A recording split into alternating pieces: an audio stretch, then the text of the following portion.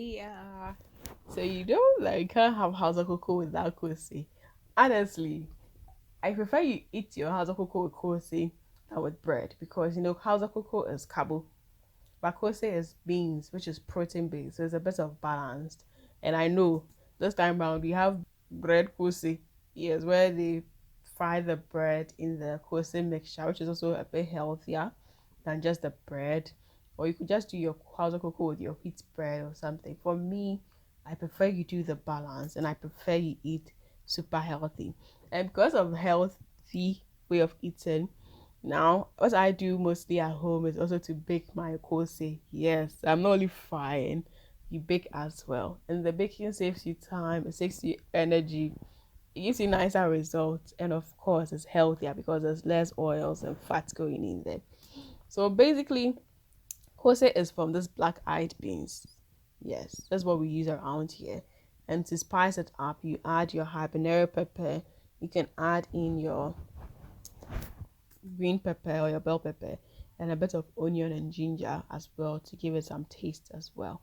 So you first need to wash your beans properly, then you soak it a little bit. So you could soak it for about 20, 30 minutes or an hour. You need your bean to be less tough. So you're going to soak it, which is going to soften it. And we need to take off the black part. It makes it more attractive and more presentable. So we take off the eye, we take off the skin. You use your hand to rub it off. Yes, this is a local way to go about it. There are other ways you could do. You could use your food processor to do it, or you could use your blender to do.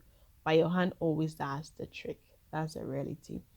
So once you're done, you're going to get your quite beautiful beans, and the chaff you can throw it away, the skin and the eye. Add in your onion, bell pepper, pepper, ginger, and blend it beautifully. Please be mindful of the water you use. If you use too much water to blend, you're going to get very runny mixture, and it's going to be very hard for you to form your kosi.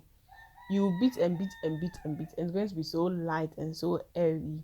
But then, because the water content is too much, when you're frying, it will flake all over. So you need very little water as much as possible. If you can even do it without water, you are safe. But then it's hard to blend without water. And to help it bind as well, I add a bit of egg in there. And you know, egg is so healthy. So it fortifies things a bit. And yeah, I just mixed it with my salt and everything. You could use a wooden spoon to whisk it. You could use your whisk. You could use your fork. So for the baking, I just grease my muffin pans or my cans with margarine. You can use butter, you can use oil. Just grease it properly so it doesn't stick to the base. Then I just pour in the mixture and allow it to bake. So just do low heat. That's about 180 degrees for 20 minutes and it's done. You can go away with the texture if you're baking. But if you're going to fry, you need to whisk it very well to get it very fluffy. It's the air in that is going to help it form beautifully. If it's not well done, sweetheart, when you fry, it's going to come as rock. So when you pour in your kose, it's supposed to float on top. It's not supposed to sink and remain down. It will sink initially, but it should rise up to the top. So if it doesn't rise up, then you know that hey, you're in trouble. Oh. Yes, and because I had this very airy, it came out very light and very fluffy. Yes, but if you don't want it too airy, you don't need to beat it so much.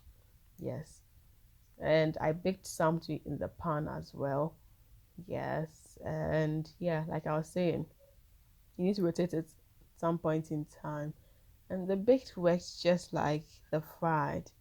It works perfectly like the fried, so you don't need to really struggle so much. Sometimes you can just bake and go fast, fast. Yes. So, like I was saying, the fried is also healthy. Just make sure that your water is not too much in there, or you're going to have trouble. Make sure you add in your air as much as possible. Whisk it properly. You could use your hand, you could use your wooden spoon, your fork. Just make sure you get in a lot of air in there. And make sure that when you're frying, if you don't see it sink and rise up, you know you're going to have very hard process. You need to make sure that you get in enough air. And you can always add in a bit of vegetables when you're frying as well. It also works perfectly.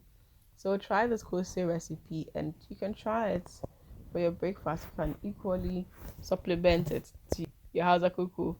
Yes, so do give this recipe a try. Till I see the next food video, do subscribe, do like, do share. Do make sure you live life to the fullest. Lots of love for my team and I. Mwah.